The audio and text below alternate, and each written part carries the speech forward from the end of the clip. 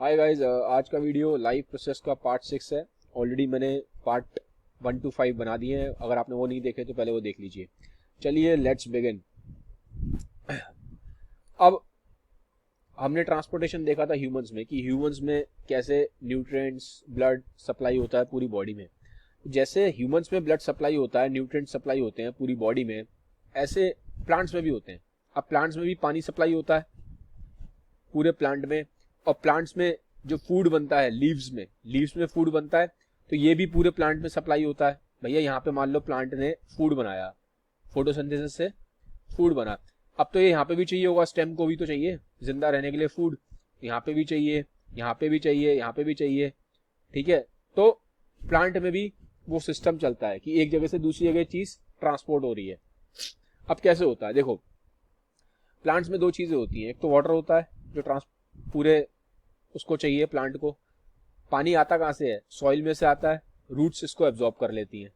ठीक है, roots absorb करती हैं पानी को सॉइल में से, और पूरे प्लांट में फिर वो पानी फैल जाता है। अब ये पूरे प्लांट में पानी फैलता कैसे है? भैया रूट्स ने तो एब्जॉर्ब कर लिया, तो ये पूरे प्लांट में कैसे फैलेगा? अब देखते हैं। देखो पहले तो ये जानो कि ये जो प्लांट्स में दो तरह के टिश्यू होते हैं, एक टिश्यू होता है जाइलम, एक टिश्यू होता है फोइलम। फोइलम होता है जो फूड कैरी करता है प्लांट में, जो फूड कैरी करता है उसे फोइलम बोलते हैं। प्लांट में जो वाटर कैरी करता है उसे जाइलम बोलते हैं। ठीक है, अब ये कहाँ होते हैं? जैसे ये स्टेम है, ठीक है, मान लीजिए ये स्टेम है प्लांट का, ये स्टेम है, ये स्टेम को मैंने, ये वाला जो स्टेम है इसको यहाँ दिखा दिया। तो यहीं पे आपको जाइलम मिल जाएगा और यहीं पे आपको फोलम मिल जाएगा। ठीक है, यहीं पे जाइलम होगा, यहीं पे फोलम होगा ना, एक्स और पी लिख दिया है। ठीक है, तो जाइलम क्या करता है? जैसे आपने रूट में से पानी एब्जॉर्ब करा सॉइल में से पानी एब्जॉर्ब हुआ, रूट ने करा, तो रूट में से पानी निकल के पूरे प्लांट में कैसे पहुंचेगा? यहाँ पे पानी चाहिए ना लीव्स को, कैसे पहुंचेगा? यहाँ पे पानी चाहिए लीव्स को, तो ये जाइलम के थ्रू पहुंचता है। ये ट्यूब होती है, जाइलम एक ट्यूब है। ठीक है, स्टेम के अंदर ट्यूब टाइप की होती है जाइलम, तो उस ट्यूब में से होके पानी लीव्स तक पहुंचता है, यहाँ तक पहुंचता है, पूरे प्लांट में पहुंचता है। ठीक है,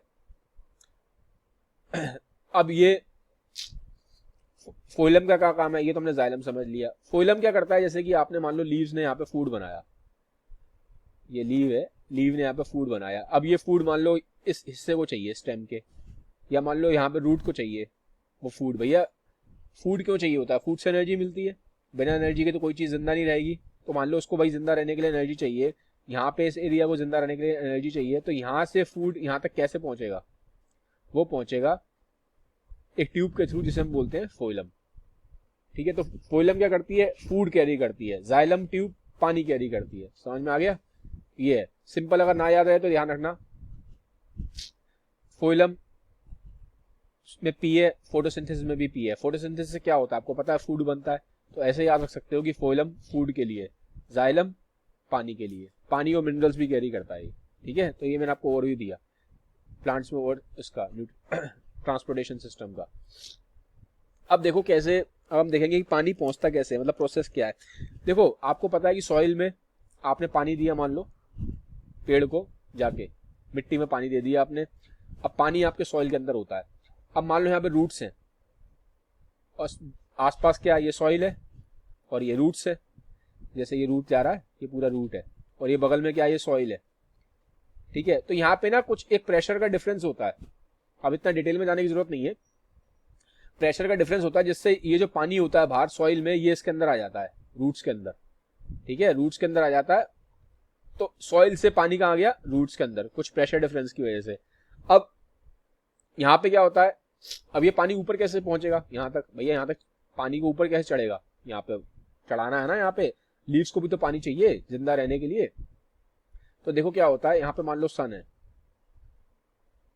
अब जब धूप बहुत तेज होगी तो यहाँ पे जो पानी होगा वो एवेपोरेट कर जाएगा, सूख जाएगा सारा।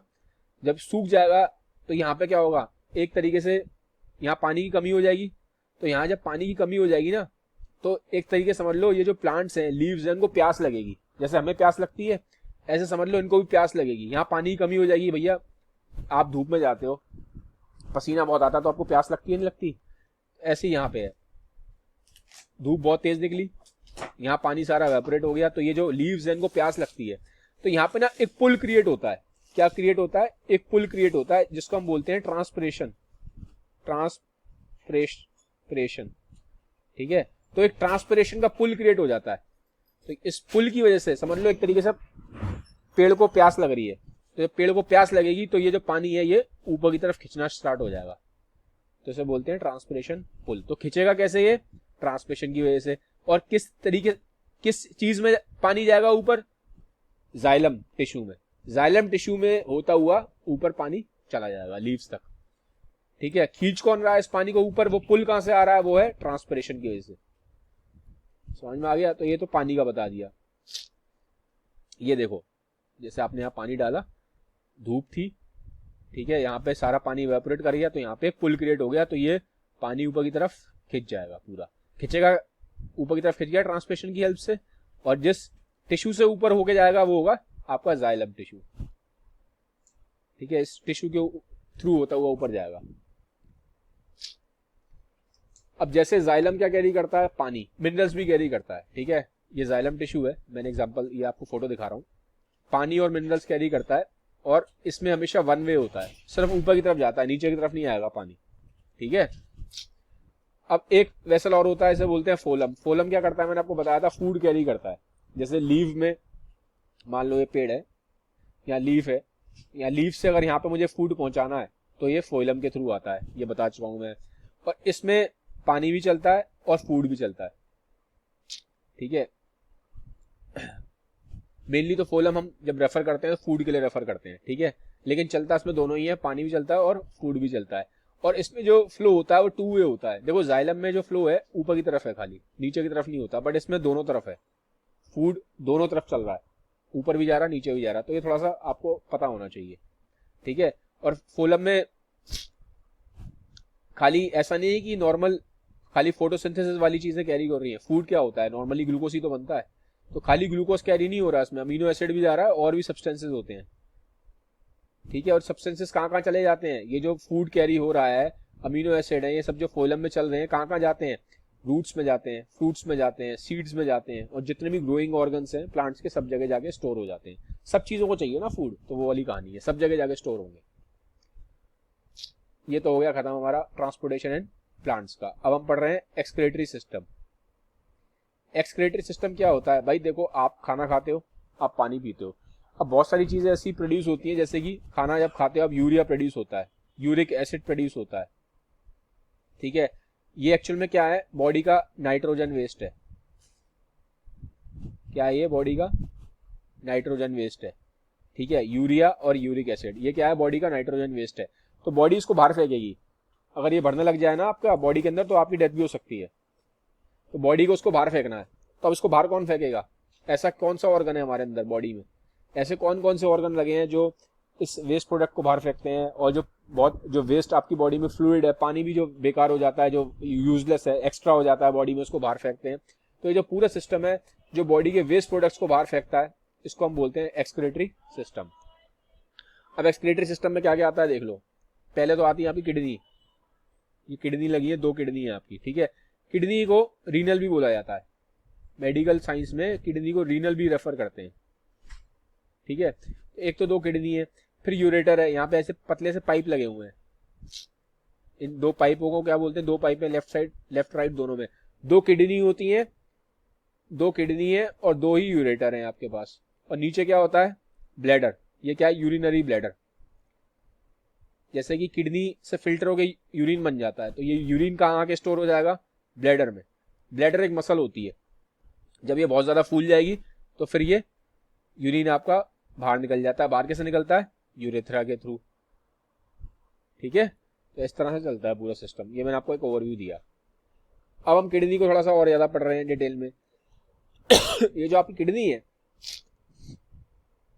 ये जो किडनी है ना, किडनी बनी होती है सेल से, इसे हम बोलते हैं नेफ्रॉन। तो ये जो मेन इसके अंदर सेल होता है नेफ्रॉन, यही सारा फिल्टर करता है। मैंने बोला था ना किडनी का मेन काम क्या होता है? सारा फिल्टर करने का। ये आपकी बॉडी का फिल्टर है। जितनी बेकार चीजें उन्हें बाहर फेंक देगा, जो अच्छी चीजें हैं उनको अंदर रख लेगा। ठीक है, तो ये आप देखोगे, ये हम नेफ्रॉन के अंदर, ये नेफ्रॉन का स्ट्रक्चर है। किडनी के अंदर बहुत सारे मिलियंस ऑफ नेफ्रॉन्स हैं। अब हम एक नेफ्रॉन के अंदर जाके देख रहे हैं, ये नेफ्रॉन है। ठीक है, तो उसमें इस तरीके से होता है, बाउमैन कैप्सूल होता है। ठीक है, फिर इसके ऐसे ट्यूब्स ही बनी होती हैं, और ये यहाँ पे कलेक्टिंग डक्ट होता है। अब आप देखोगे तो ये अब यहाँ पे ब्लड आता है पूरा। रीनल आर्टरी का मतलब क्या है, जो किडनी की तरफ आर्टरी आ रही है, जो किडनी की तरफ आर्टरी आ रही है उसको रीनल आर्टरी बोलते हैं। ठीक है, अब देखो, ग्लूकोज, अमीनो एसिड, सॉल्ट और अमाउंट ऑफ वाटर, ये सब चीजें, ठीक है, ये सब जो चीजें होती हैं, ये तो आपको वापस चाहिए ना, तो ये सब फिल्टर नहीं होगा। ठीक है, ये सब एक, जो बॉडी को जितना चाहिए होता है उतना, ये जैसे यहाँ पे आया फिल्टर होना स्टार्ट हो गया। तो लेकिन ये वाली जो चीजें हैं, सॉल्ट और ये अमाउंट ऑफ वाटर, ठीक है, तो ये जितना चाहिए होता है उतना, मतलब ये चाहिए ना आपको, ये काम की चीजें हैं ना। अमीनो एसिड मतलब अमीनो एसिड, ग्लूकोज, सॉल्ट और बहुत सारा पानी। तो ये सेलेक्टिवली मतलब कुछ पोर्शन इसका वापस इसमें ब्लड में रीअब्सॉर्ब हो जाता है और कुछ निकल जाता है। ठीक है, अब कितना पानी किडनी फिल्टर करेगी और कितना वापस ब्लड में पहुंचाएगी, ये डिपेंड करता है कि आपकी बॉडी में पानी का स्टेटस क्या है। अगर आप बहुत ज्यादा, आपकी बॉडी में पानी है तो किडनी उसको बैलेंस करने के लिए आपको यूरिन भी ज्यादा आएगा। अगर आपकी बॉडी में पानी कम है, आपने पानी कम पिया है, तो फिर यूरिन आपको कम आएगा। तो किडनी उसके हिसाब से फिल्टर करती है कि आपकी बॉडी में पानी का स्टेटस क्या है।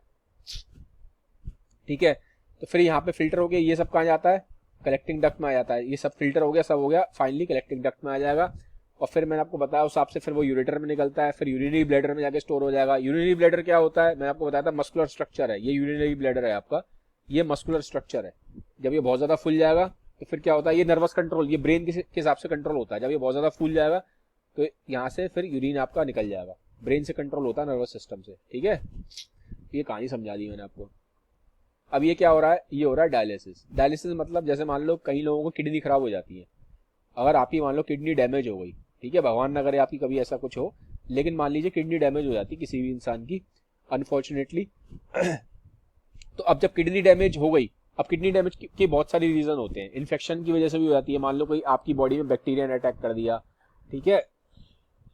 स्पेशली फीमेल्स में यूरिन इन्फेक्शन बहुत ज्यादा होता है। ठीक है, तो अगर मान लीजिए इन्फेक्शन बहुत ज्यादा बढ़ जाए, कोई बैक्टीरिया अटैक कर दे या कोई वायरस अटैक कर दे, तो किडनी को डैमेज कर सकता है अगर वो ज्यादा फैल जाए तो। ठीक है, तो इन्फेक्शन से भी किडनी डैमेज हो जाती है। ज्यादा आपकी ब्लड प्रेशर बढ़ा रहा है तो भी किडनी डैमेज हो जाती है। लंबे टाइम तक आपकी डायबिटीज बढ़ी रहे, आपकी अगर जो शुगर है वो ज्यादा बढ़ी रहे ब्लड में, तो किडनी डैमेज कर देती है। तो मान लीजिए अभी किडनी डैमेज हो गई, अब अगर किडनी डैमेज हो गई तो किडनी का क्या काम होता है, फिल्टर करना। ठीक है, तो फिल्टर तो आपकी बॉडी कर नहीं पाएगी, किडनी तो आपकी डैमेज हो गई। तो उस केस में क्या होता है, एक मशीन होती है, एक आर्टिफिशियल मशीन होती है। उस आर्टिफिशियल मशीन को बोलते हैं डायलिसिस। क्या बोलते हैं, डायलिसिस। ये डायलिसिस क्या है, ये आर्टिफिशियल मशीन है। तो ये पूरा जो आपको दिखाई दे रहा है ये सारा डायलिसिस है। तो किडनी तो आपकी खराब हो गई है, अब किडनी मान लो इस आदमी की किडनी खराब हो चुकी है, किडनी तो फिल्टर करेगी नहीं, तो अब क्या होगा, इसका ब्लड लेंगे, यहाँ से ब्लड इस आर्टिफिशियल मशीन में जाएगा। जो जो चीजें फिल्टर होनी है वो सारी बेकार चीजें ब्लड से बाहर निकल जाएंगी, जो काम की चीजें हैं वापस ब्लड में आ जाएंगी, और फिर ये वापस ब्लड यहाँ से इसकी बॉडी में डाल दिया जाएगा। तो ये जो मशीन है डायलिसिस की, ठीक है, ये जो मशीन है डायलिसिस की, तो ये डायलिसिस की मशीन क्या काम कर रही है, ये डायलिसिस की मशीन काम कर रही है आर्टिफिशियल किडनी का। ठीक है, ये आर्टिफिशियल किडनी का काम कर रही है। ये आपको ध्यान रखना है कि ये है क्या। ठीक है, डायलिसिस एक आर्टिफिशियल किडनी की मशीन है, जिसकी किडनी खराब हो जाती है जिस इंसान की, उस केस में उसको डायलिसिस कराना पड़ता है अपना। आर्टिफिशियल किडनी के थ्रू उसको जो वेस्ट प्रोडक्ट्स हैं बाहर बॉडी से निकालने पड़ते हैं, और अदरवाइज ये अगर इंसान डायलिसिस नहीं करवाएगा, रेगुलर बेसिस पे होता है। ठीक है, हफ्ते में एक बार भी हो सकता है, हफ्ते में 3 बार भी हो सकता है, डिपेंड करता है कि आपका हेल्थ स्टेटस क्या है, आपकी किडनी कितनी डैमेज हुई है। तो अगर ये इंसान डायलिसिस नहीं कराएगा तो उसकी डेथ हो जाएगी। ठीक है, तो डायलिसिस तब कराते हैं जब आपकी किडनी फेल हो जाती है, तो ये आर्टिफिशियल किडनी का काम करती है। तो ये पूरा प्रोसेस डायलिसिस का है जो दिखाई दे रहा है आपको यहाँ। अब हम आते हैं एक्सक्रीशन इन प्लांट्स पे। आपने ये तो देख लिया कि ह्यूमंस में कैसे एक्सक्रीशन होता है, किडनी लगी है, यूरेटर है, यूरिनरी ब्लैडर है, ये सब है। भैया एनिमल्स में, प्लांट्स में भी अब होता है, ठीक है, लेकिन इनका प्रोसेस अलग है। ये कैसे, प्लांट्स में एक्सेस वाटर होता है, कैसे निकालते हैं हम तो भैया यूरिन करके निकाल देते हैं, ये कैसे निकालते हैं, ट्रांसपिरेशन के थ्रू, ये मैंने आपको बता दिया, पीछे बता के आ रहा हूँ, ठीक है। बाकी जो इनके एक्स्ट्रा जो वेस्ट प्रोडक्ट होते हैं प्लांट के, वो डेड सेल के फॉर्म में निकल जाते हैं, और कुछ वेस्ट प्रोडक्ट ये लीव्स के फॉर्म में भी निकालते हैं। जब आपने देखा होगा लीव्स, प्लांट्स कुछ टाइम के बाद लीव्स उसके झड़ने स्टार्ट हो जाते हैं, तो एक तरीके से वो प्लांट के लिए वेस्ट है, तो जो वेस्ट प्रोडक्ट है वो एक लीव्स के फॉर्म में भी निकलते हैं। कि एक्सेस वाटर किसके फॉर्म में निकलता है, ट्रांसपिरेशन के फॉर्म में, बाकी डेड सेल के फॉर्म में, और कुछ प्लांट्स कुछ वेस्ट प्रोडक्ट प्लांट्स के लीव्स के फॉर्म में भी निकलते हैं, ठीक है। तो 3 चीजें आप याद रख सकते हो, ये 3 चीजें इंपॉर्टेंट है, ठीक है। बाकी मैंने आपको बताया था ये जो लीव्स होते हैं, बहुत सारे प्लांट्स के जो वेस्ट प्रोडक्ट होते हैं वो लीव्स में स्टोर हो जाते हैं, इसलिए कुछ टाइम बाद प्लांट्स अपने लीव्स को गिराना स्टार्ट कर देते हैं, क्योंकि वो प्लांट्स के लिए वेस्ट प्रोडक्ट है, ठीक है। कुछ वेस्ट प्रोडक्ट प्लांट्स के रेजिन्स में और गम्स में भी होते हैं, ठीक है, ये भी आपको याद रखना पड़ेगा, ये इंपॉर्टेंट पॉइंट है, ठीक है। ये कहाँ है, स्पेशली ओल्ड जाइलम में, ठीक है। कुछ वो प्लांट्स अपना वेस्ट प्रोडक्ट सॉइल में भी एक्सक्रीट कर देते हैं, जो उनके सॉइल होता है ना अराउंड, उसमें भी छोड़ देते हैं वो वेस्ट प्रोडक्ट्स को। तो गाइज ये था वीडियो, आज का वीडियो अच्छा लगा इसको सबके साथ शेयर जरूर करिएगा। इसी के साथ ये चैप्टर आपका खत्म होता है लाइफ फोर्सेस का। Have a nice day, bye bye, take care.